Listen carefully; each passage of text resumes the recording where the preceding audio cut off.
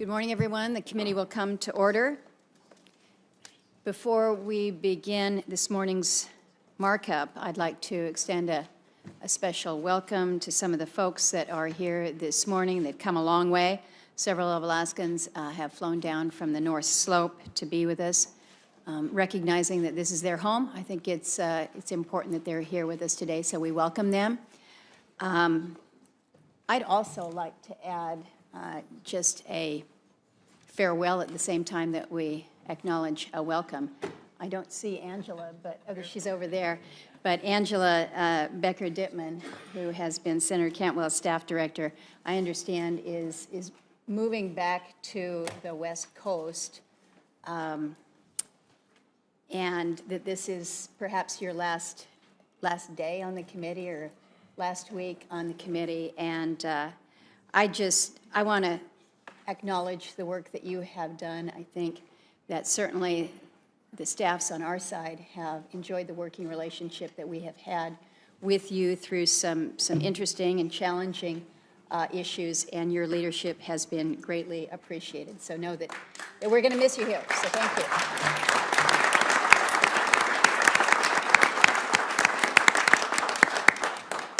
So let's get to work here. We are here to mark up legislation to allow responsible energy development in a small portion of the non-wilderness 1002 area in northeast Alaska. We're reporting this legislation pursuant to the reconciliation instruction that we received under House Concurrent Resolution 71, which is the budget resolution for fiscal year 2018, to raise at least $1 billion in new revenues over the next 10 years. Both the House and the Senate passed that resolution through regular order process, including debate and a roll call vote on an amendment here in the Senate that attempted to strike our committee's instruction. We then followed the passage of the budget resolution with a regular order hearing. I might note that it was over 4 hours in length on November 2nd, almost 2 weeks ago, that focused exclusively on the 1002 area.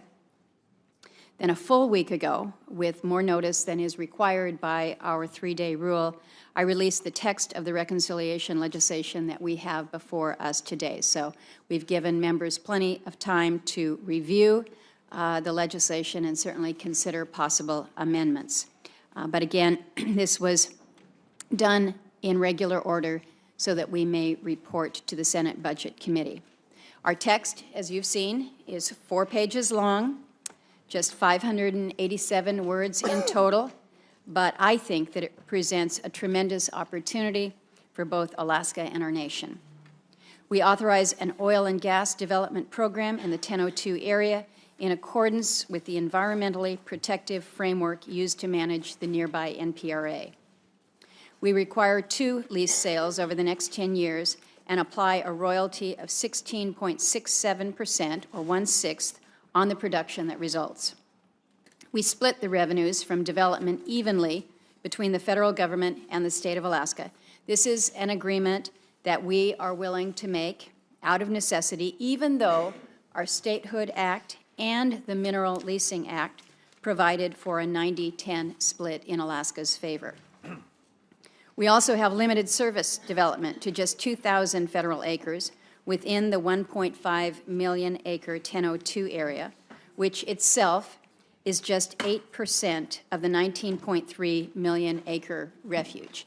And I keep going back to the map of ANWR to remind colleagues that the 1002 area is that area furthest to the north, that 1.5 million acres that was specifically set aside under ANILCA for consideration for oil and gas exploration. It is separate from any wilderness. It is separate from the refuge itself. So when we talk about where the 1002 sits and how it sits as a function of ANWR, I think it's important to keep that in mind.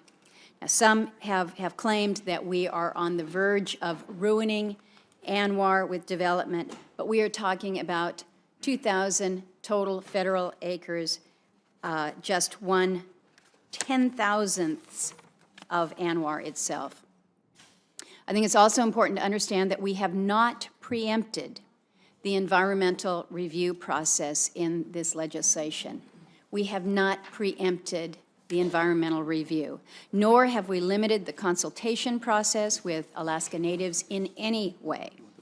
All relevant laws, all regulations, and executive orders will apply under this language. CBO estimates that our legislation will raise $1.092 billion in federal revenues over the next 10 years. We recognize that that's a significant sum, enough to meet our instruction, even though the vast majority of revenues, likely tens of billions of dollars in new federal revenues, will be generated after production begins, just outside the 10-year budget window. And of course, revenues are not the only benefit that will result from careful development in the non-wilderness 1002 area. We'll also create thousands of good jobs that support families and help put kids through college. We'll help keep energy affordable, saving families and businesses money every time they pay for fuel, essentially an energy tax cut. We'll ensure a steady supply of energy for West Coast refineries in states like Washington and California, and reverse the foreign imports that have taken hold as Alaska's production has declined. And of course, energy security and national security go hand in hand. And while we can be confident in those benefits, we can be equally confident that none of this will come at the expense of our environment, because new technologies have left the footprint of development even smaller.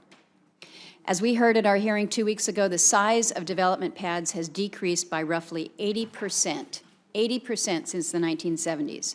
New technologies have expanded the subsurface reach of the newest rigs by 4,000% over the same period. Many exploration wells are now built using ice roads and ice pads, leaving no impact to the tundra. The reality is that we need less land to access more resources than ever before. The technologies that built Prudhoe Bay are now almost 50 years old. We're far past those now. And Alaskans understand this, and that's why so many of us strongly support development. That's why we heard from Senator Sullivan and Congressman Young. We heard from our independent governor and our Democratic lieutenant governor. We heard from Alaska Natives who actually live on the North Slope, whose voices, unfortunately, are often ignored in the debate, and who said right here before the committee that, yes, we want to develop. Our witnesses were part of an outpouring of support from back home. The voice of the Arctic Inupiat, the North Slope Borough, the Alaska Chamber of Commerce, the Alaska Trucking Association, labor organizations, our state legislators, both Republicans and Democrats, and hundreds of Alaskans who have either called my office or written a statement for the record in support. All of them support responsible energy development in the non-wilderness 1002 area. Alaskans know that we must balance the potential impacts of development, and I will be the first to agree that the environment and local wildlife will always be a concern, and that's why we have not avoided environmental reviews. That's why consultation requirements will apply, and that's why we have limited surface development to a total of just 2,000 federal acres. We will not sacrifice the caribou, the polar bear, or the migratory birds for the sake of development. But we also recognize that that is not a choice that we face here. That is not what has happened at Prudhoe, where the central Arctic caribou herd has grown more than 7-fold since development began. And no matter how hard some try to make this an either-or proposition, there is no question that development and environmental protection can and do exist in Alaska. If we're allowed to move forward with the development, we will do it right. We will take care of our lands, our wildlife, and our people. I would not support development if I was not convinced that we can do it safely. And the Alaskans in the audience this morning, again, many who flew down from the North Slope to be here and support our efforts, would not support development if they thought it threatened their land and their cultures. Alaskans will do this the right way. We will protect the environment while providing substantial economic benefits all across America. So I would encourage members to set aside the old arguments, to recognize the opportunity before us, and to join me in taking the next step by voting in favor of our reconciliation legislation.